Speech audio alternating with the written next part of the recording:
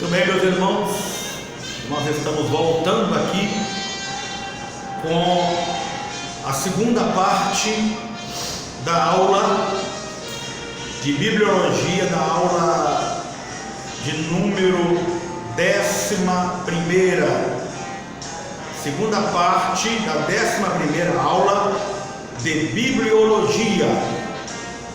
Nós estávamos falando na primeira aula sobre nós falamos sobre, deixa eu voltar atrás um pouquinho aqui, o propósito da grande tribulação. Depois falamos sobre o caráter da grande tribulação. Falamos também sobre a manifestação do anticristo dentro da grande tribulação. Agora vamos falar um pouco sobre a segunda vinda de Cristo.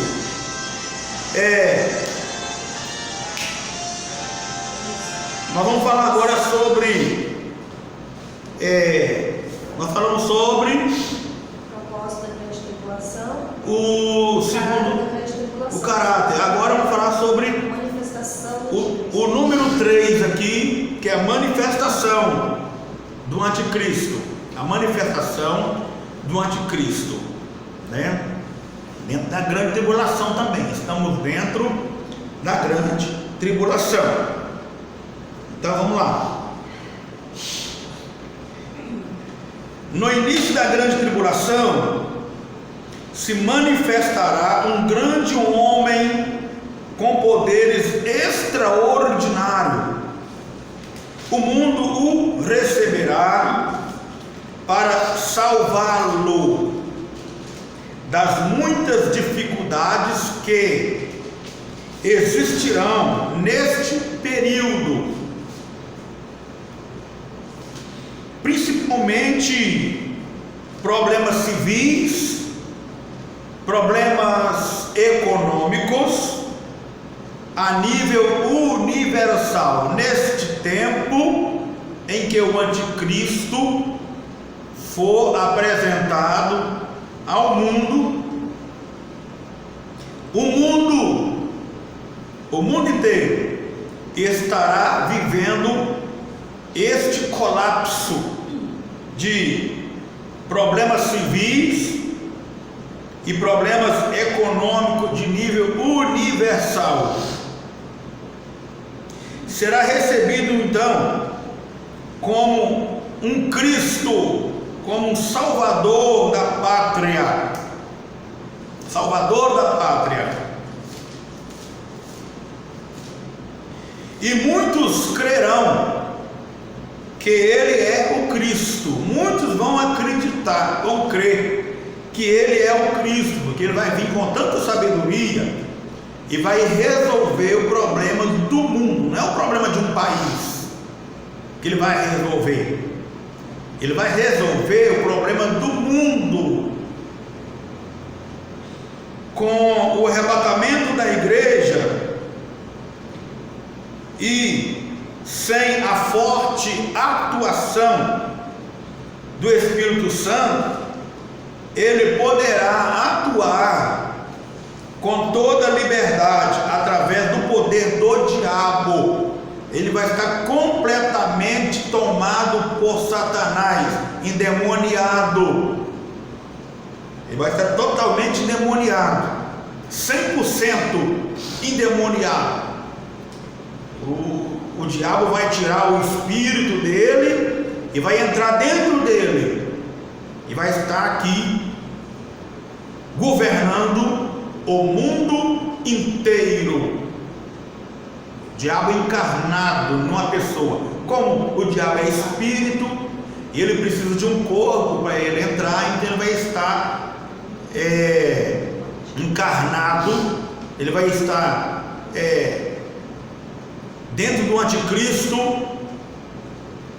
totalmente o anticristo incorporado, completamente, 100% incorporado no anticristo. Segundo os Tessalonicenses 2, do 3 ao 12. Segundo os Tessalonicenses 2, do 3 ao 12. Ninguém de maneira alguma vos engane, porque não será assim, sem que antes venha a apostasia e se manifesta o homem do pecado, o filho da perdição, o qual se opõe e se levanta contra tudo o que se chama Deus, ou se adora, de sorte que se assentará como Deus no templo de Deus, querendo parecer Deus. Não nos lembrais de que estas coisas vos dizia quando ainda estava convosco? E agora vós sabeis o que detém para que o seu próprio tempo seja manifestado, porque já o mistério da injustiça opera somente a um que agora resiste, até que no meio seja tirado, e então será revelado o oníquo, a quem o Senhor defenderá pelo assopro da sua boca e aniquilará pelos esplendor de sua vinda. E a esse cuja vinda é segundo a eficácia de Satanás, com todo o poder e sinais e prodígio de mentira, e com todo o engano da injustiça para os que perecem, porque não receberam o amor da verdade para se salvarem. E por isso Deus lhe enviará a operação do erro, para que creiam a mentira, para que sejam julgados todos os que não creram a verdade, antes tiveram prazer na iniquidade. Isso aí está a manifestação do anticristo aí, nesse versículo que foi lido aí, aqui em 2 Tessalonicenses 2, do 3 até o 12,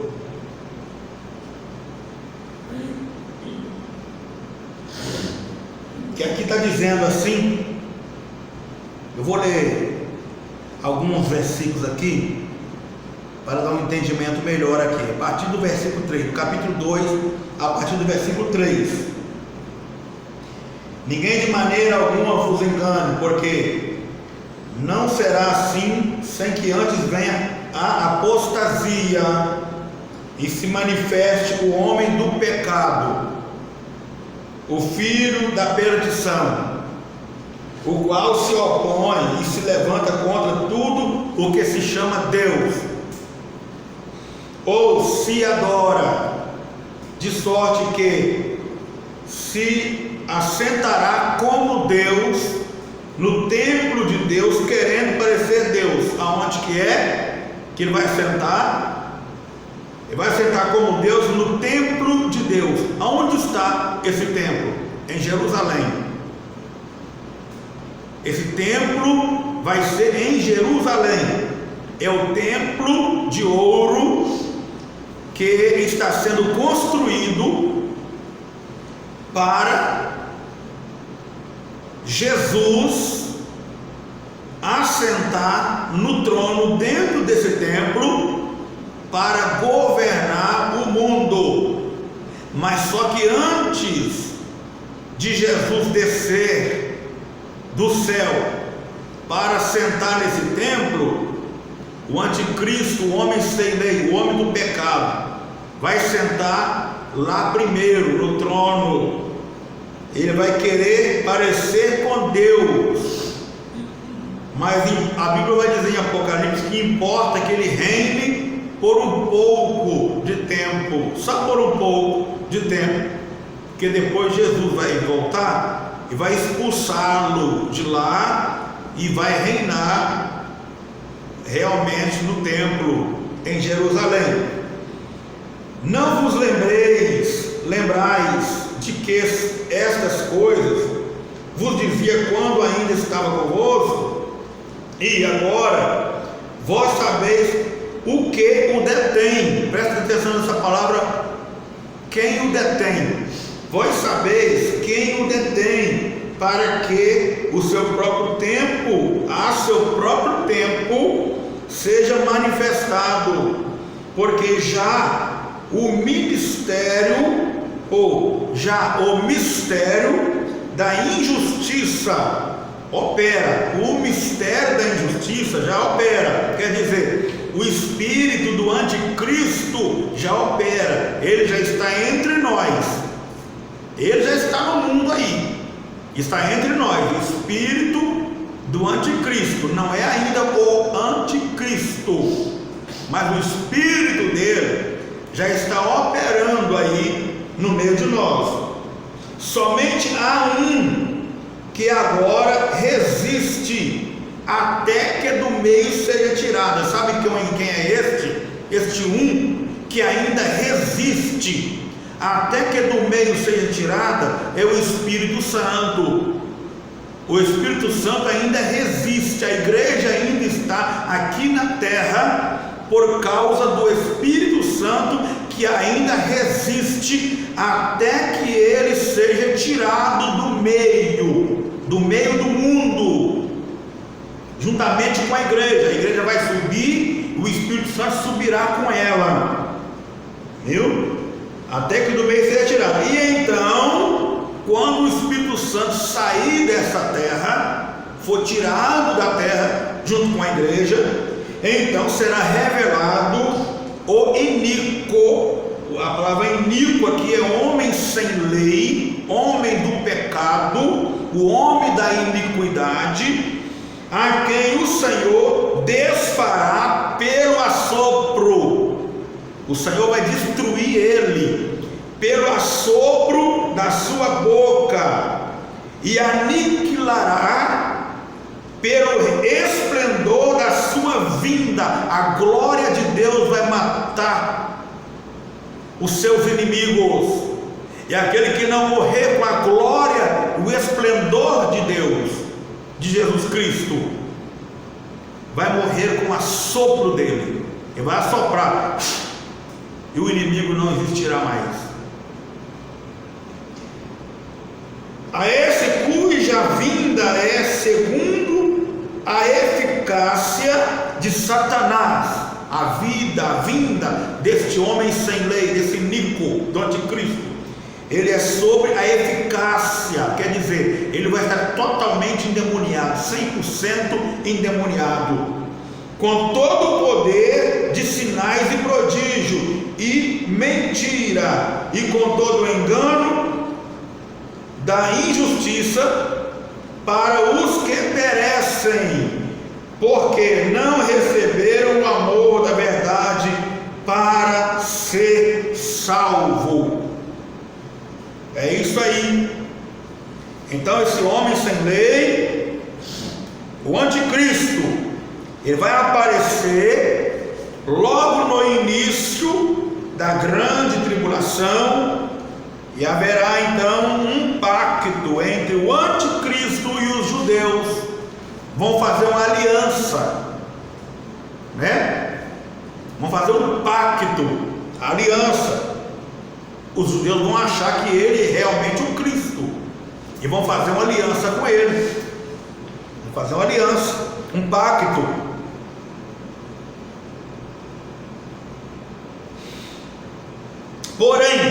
Porém, depois de 3 anos e meio, os judeus, Israel, romperá o seu pacto com ele, e ele os perseguirá ferozmente. Quando Israel rompeu o pacto, no finalzinho dos 3 anos e meio, então ele vai perseguir os judeus de maneira ferozmente, dentro da grande tribulação. Aí já é dentro do segundo período. Amém? Amém. Então, vamos falar um pouco aqui sobre a segunda vinda de Cristo, que vai acontecer no finalzinho da grande tribulação. depois dos 7 anos da grande tribulação, então o Senhor vai voltar novamente. Mas agora Ele vai voltar e a igreja vai vir com Ele. Agora Ele não vai voltar mais em segredo, Ele vai voltar com poder e grande glória. E sobre a segunda vinda do Senhor Jesus, que será depois da grande tribulação e antes do início do milênio. Quer dizer, depois da grande tribulação e antes do início do milênio, haverá a segunda volta do Senhor Jesus Cristo. Na última parte da grande tribulação, que é os últimos 3 anos e meio, que é o finalzinho, segundo período, o anticristo ajuntará todos os exércitos do mundo para lutar contra os judeus e apoderar-se de Jerusalém. Assim se dará o que a Bíblia chama de Batalha do Armagedon. Batalha do Armagedon. Salmos 2, versículo 1 a 9. E depois, capítulo 21, do 8 ao 12.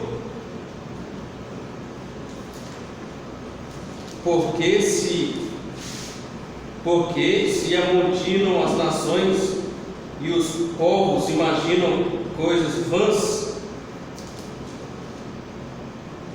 os reis da terra se levantam e os príncipes juntos se mancomunam e contra o Senhor e contra o seu ungido, dizendo: rompamos as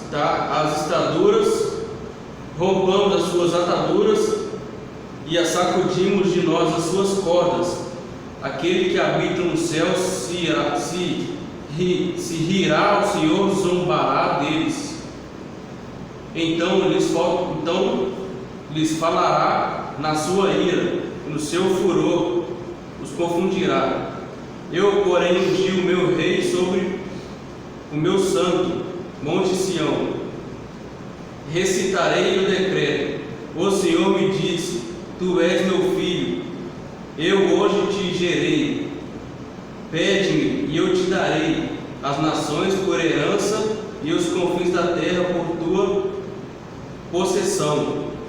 Tu os esmigalharás com uma vara de ferro, tu os despedaçarás com um vaso de oleiro. Isaías 2, 19 ao 21. Não deu Salmo 21. Deu não? Eu li o Salmo 2. 2 e quanto? Do 1 ao 9. Então lê o Salmo 21, do 8 ao 12. A tua mão alcançará todos os inimigos, a tua mão direita alcançará aqueles que te aborrecem. Tu os farás como um fogo aceso, quando te manifestares. O Senhor os devorará na sua indignação, e o fogo os consumirá. Seu fruto destruirá toda a terra e a sua descendência, desde o filho dos homens. Porque intentaram mal contra ti, maquinaram um ardil, mas não prevalecerão. Portanto, tu o farás voltar às costas com as tuas flechas postas nas cordas e lhe apontarás ao rosto. Isaías 2, 19 a 21. Isaías 2, 19 ao 21. Então os homens se meteram nas concavidades das rochas e nas cavernas da terra, por causa da presença espantosa do Senhor e por causa da glória de sua majestade, quando ele se levantar para assombrar a terra. naquele dia, até o 21.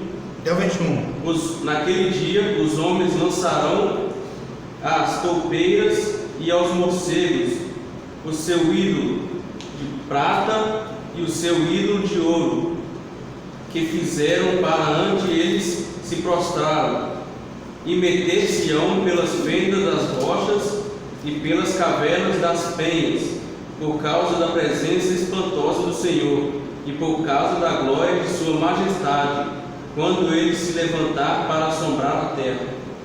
Miqueias 7, 16 a 17. E depois Lucas 19, 27.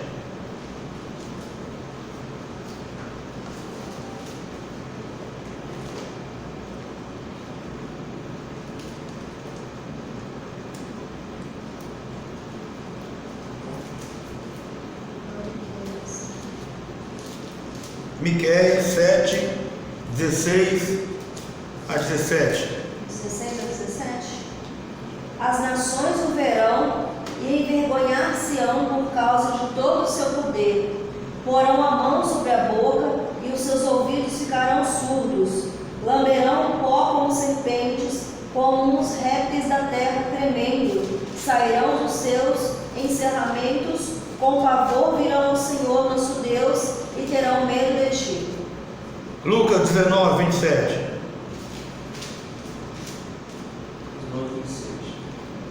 E quanto àqueles meus inimigos que não quiseram que eu reinasse sobre eles, trazei-os aqui e matarei-os diante de mim. Muito bem. No momento final, quando o anticristo começar a comemorar a vitória sobre os judeus, Cristo aparecerá nos céus montado. Cristo aparecerá no céu montado sobre um cavalo branco e acompanhado por todos os seus santos, que também estarão montados no cavalo branco, formarão parte do seu grande exército. Cristo destruirá o exército do anticristo e lançará o anticristo e o falso profeta no lago de fogo para sempre. Os judeus olharão a Cristo e o reconhecerão como o Jesus crucificado, seu Messias e libertador. Logo depois, Satanás será aprisionado por 1000 anos, no mesmo lugar onde já estarão o anticristo e o falso profeta. Depois, Cristo julgará as nações vivas para seguidamente dar início ao período milenial. Olha só, o Senhor vai lançar o anticristo e o falso profeta no lago do fogo para sempre, para sempre. E os judeus vão estar olhando ali para o Cristo e vão reconhecer que ele é o Jesus crucificado, o Messias prometido, o libertador, que eles rejeitaram, agora vão ter que aceitar. E logo depois também Satanás será aprisionado por 1000 anos no mesmo lugar, no lago do fogo, no inferno, onde estarão o anticristo e o falso profeta, né? Depois Cristo julgará as nações. Cristo julgará as nações, porque ali vai ter nações que defenderam Israel durante a guerra do Armagedon e nações que guerrearam contra Israel. Então o Senhor vai fazer o julgamento ali daquelas nações, as nações que defenderam Israel, que lutaram contra Israel. O Senhor Jesus vai destruí-las ali mesmo, ali no pezinho do Monte das Oliveiras, onde Israel estará cercado com trincheiras, e as nações que defenderam Israel também serão julgadas e receberão um prêmio, enquanto as que lutaram contra Israel serão condenadas, as que defenderam e mortas, condenadas e mortas, as que defenderam Israel receberão um prêmio de poder entrar no milênio juntamente com Israel.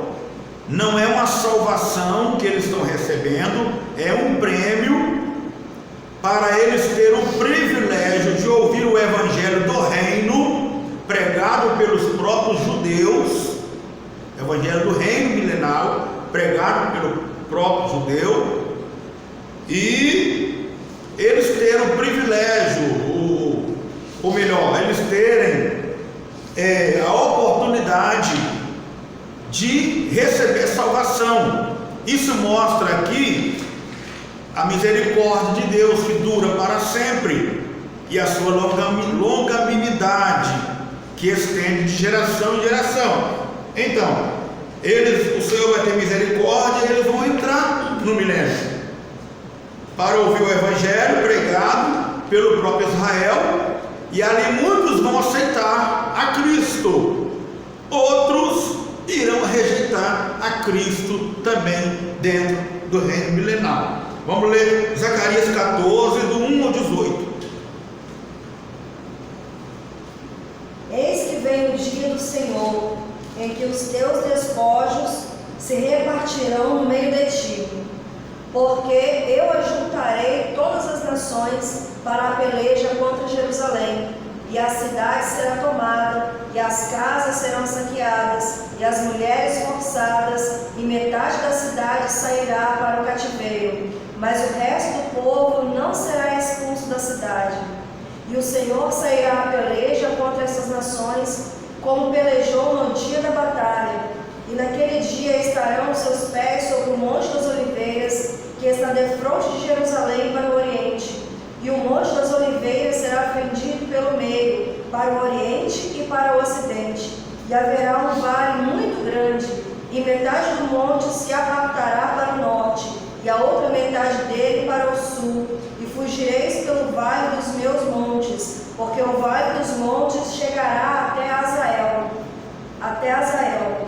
E fugireis assim como fugistes do terremoto dos dias de Uzias, rei de Judá. Então virá o Senhor meu Deus e todos os santos contigo, ó Senhor. E acontecerá naquele dia que não haverá preciosa luz, nem espessa escuridão, mas será um dia de reconhecido do Senhor, nem dia nem noite será. E acontecerá que no tempo da tarde haverá luz. Naquele dia também acontecerá que correrão de Jerusalém águas vivas, metade delas para o mar oriental e metade delas até o mar ocidental. No estio e no inverno sucederá isso. E o Senhor será rei sobre toda a terra naquele dia. Um será o Senhor e um será o seu nome. Toda a terra em redor se tornará em planície, desde Geba até Rimon, ao sul de Jerusalém. Ela será exalçada e habitada no seu lugar, desde a porta de Benjamim até o lugar da primeira porta, até a porta da esquina, e desde a torre de Ananel até aos lares do rei. E habitarão nela, e não haverá mais anátema, porque Jerusalém habitará segura. E esta será a praga com que o Senhor ferirá todos os povos que guerreavam contra Jerusalém. A sua carne será consumida, estando eles em pé, e lhes apodrecerão os olhos nas suas órbitas, e lhes apodrecerá a língua na sua boca, também acontecerá que haverá uma grande perturbação do Senhor entre eles, porque pegará cada um na sua mão do companheiro, e alcançar-se-á a mão de cada um contra a mão do seu companheiro. E também Judá pelejará em Jerusalém, e se ajuntarão em redor as riquezas de todas as nações, ouro e prata e vestes em grande abundância. E será a praga dos cavalos, dos mulos, dos camelos, dos jumentos e de todos os animais que estiverem naquele exército, como foi a praga deles. E acontecerá que todos os que restarem de todas as nações que vierem contra Jerusalém subirão de ano em ano para adorarem o Rei, o Senhor dos Exércitos, e para celebrarem a festa das cabanas. E acontecerá que alguma das famílias da terra não subir a Jerusalém para adorar o Rei, o Senhor dos Exércitos, não virá sobre ela a chuva. E se a família dos egípcios não subir, nem vier, virá sobre eles a praga com que o Senhor ferirá as nações, e não subirem a celebrar a festa das cabanas. Até o 18. Amém. Vamos ler também o 2 Tessalonicenses 2:8.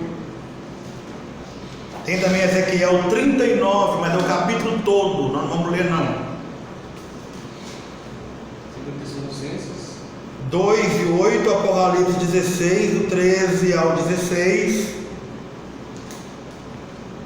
Tessalonicenses 2:8. E então será revelado o inimigo, a quem o Senhor desfará pelo assopro da sua boca, e aniquilará pelo esplendor da sua vinda.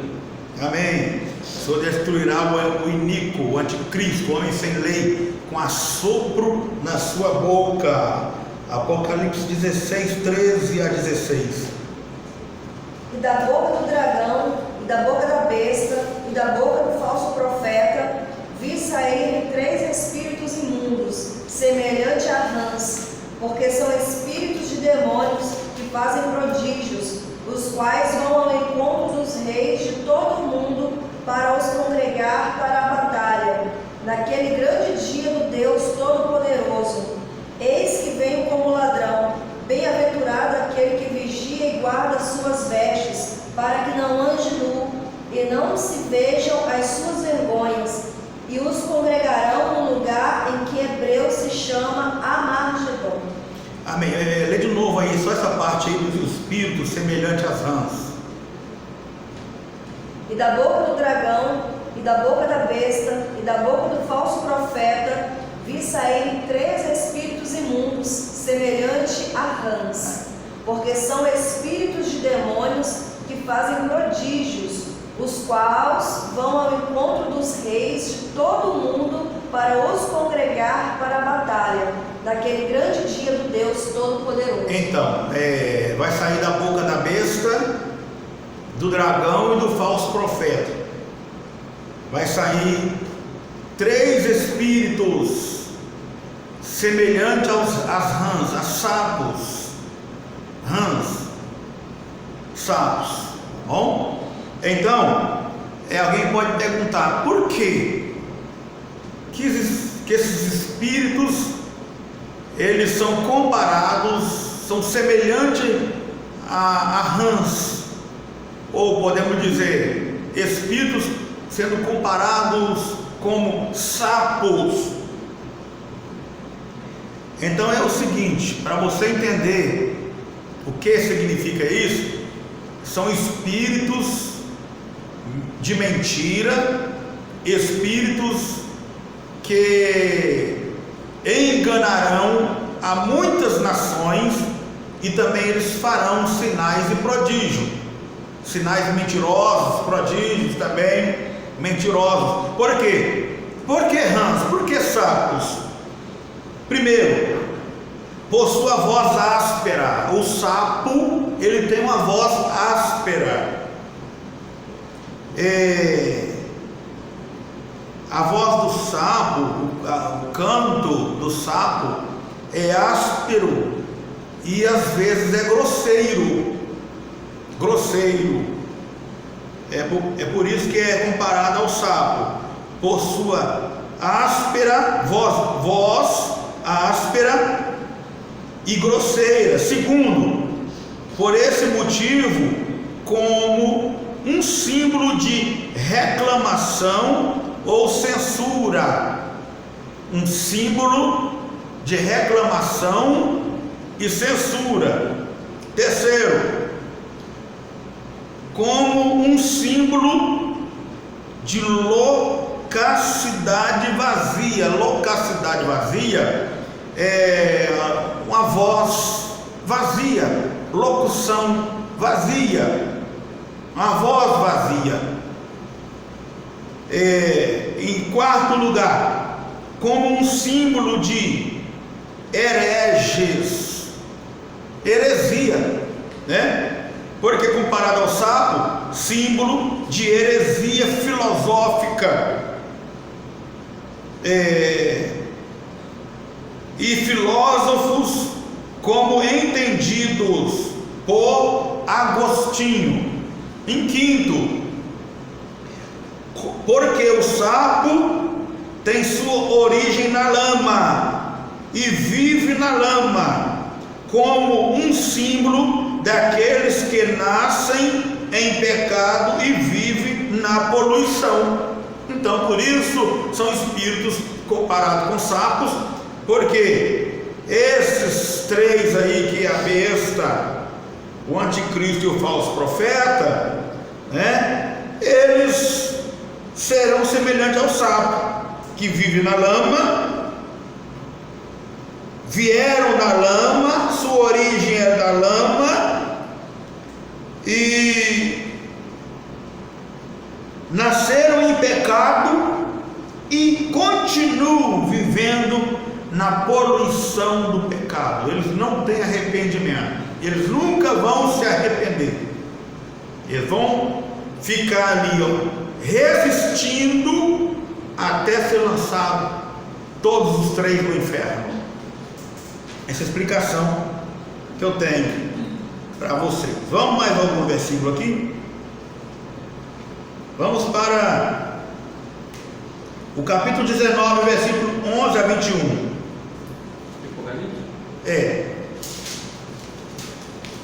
Depois aí 66, 5 e 6. 11 a 21. E vi o céu aberto, e eis um cavalo branco. O que estava sentado sobre ele chama-se Fiel e Verdadeiro, e julga e peleja com justiça. E os seus olhos eram como chama de fogo, e sobre a sua cabeça havia muitos diademas, e tinha o nome escrito, que ninguém sabia, senão ele mesmo. Estava vestido de uma veste salpicada de sangue, e o nome pelo qual se chama é a Palavra de Deus. E seguiam-nos o exército que há no céu em cavalos brancos, e vestidos de linho fino, branco e puro. E da sua boca saiu uma aguda espada para ferir com ela as nações. E ele a regerá com vara de ferro, e ele mesmo é o que pisa no lagar do vinho e do furor da ira de Deus Todo-Poderoso. E na veste e na sua coxa tem escrito este nome: Rei dos Reis e Senhor dos Senhores. E vi um anjo que estava no sol, e clamou com grande voz, dizendo a todas as aves que voavam pelo meio do céu: Vinde e ajuntai-vos à ceia do grande Deus, para que comais a carne dos reis, e a carne dos tribunos, e a carne dos fortes, e a carne dos cavalos, e dos que sobre eles se assentam, e a carne de todos os homens, livres e servos, porque livres e servos, pequenos e grandes. E vi a besta, e os reis da terra, e os seus exércitos reunidos, para fazer guerra àquele que estava sentado sobre o cavalo e ao seu exército. E a besta foi presa, e com ela o falso profeta, que diante dela fizeram sinais como sinais com que enganou os que receberam o sinal da besta e adoraram a sua imagem. Estes dois foram lançados vivos no ardente lago de fogo e de enxofre, e os demais foram mortos com a espada que saía da boca do que estava sentado sobre o cavalo, e todas as aves se fartaram de suas carnes. Amém. Vamos para Isaías 66, 5 e 6. Ouve a palavra do Senhor, vós que tremeis diante da tua palavra, vossos irmãos que vos aborrecem e que para longe vos lançam por amor do meu nome, dizem: o Senhor seja glorificado, para que vejamos a vossa alegria, mas eles serão confundidos. Uma voz de grande rumor virá da cidade, uma voz do templo, a voz do Senhor que dá o pago aos seus inimigos. Amém. Então está aí, meus irmãos, os versículos confirmando o que nós ensinamos aqui, né? Nós vamos parar o segundo período aqui agora, prometendo voltarmos novamente na próxima segunda-feira com a nossa 12ª aula de bibliologia, que iremos falar aqui sobre a 7ª dispensação, que é a dispensação milenal. A 7ª dispensação vai ser falada na próxima segunda-feira. Que Deus abençoe a todos vocês. Ficam na graça e na paz do Senhor Jesus Cristo. Até a próxima semana, se Deus assim o permitir. Amém? Amém.